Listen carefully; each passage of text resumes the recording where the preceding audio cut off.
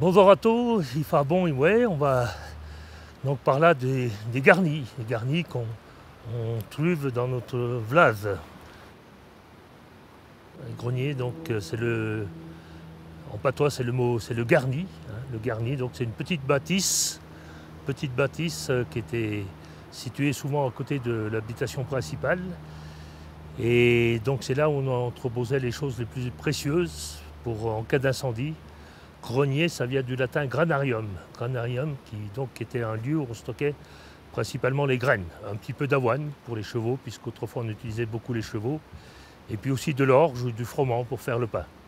Dans ces greniers, il y a des petits compartiments qu'on appelle des enchâtres, là où sont stockés donc ces céréales. Voilà. Puis à côté de ça, donc, il y a dans des coffrets, il y a des papiers de famille, les bijoux et puis les vêtements de fête du dimanche.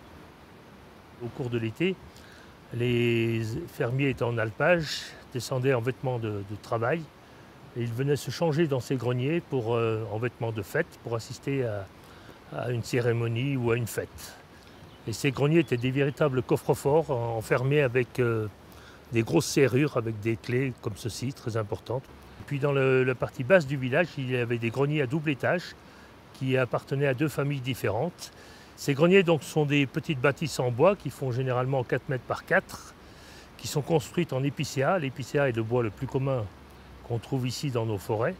Donc ce sont des madriers qui mesurent environ 15 cm d'épaisseur et qui sont mis par superposition, donc comme le style d'un chalet bois.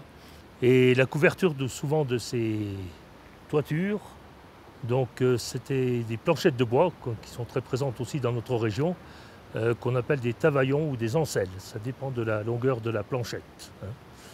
Voilà.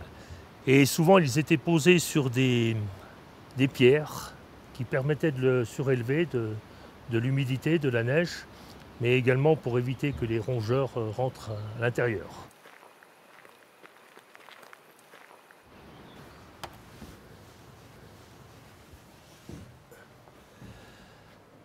Voilà, donc nous allons prendre ce jambon là, il a séché ici, donc le cochon a été tué à l'automne, ensuite le jambon a été salé, et puis il est passé à la cheminée pendant 2-3 mois, là il était fumé en cheminée. Voilà, maintenant il est bien sec, donc on va le prendre et puis on va voir s'il est bon, hein. On va le goûter.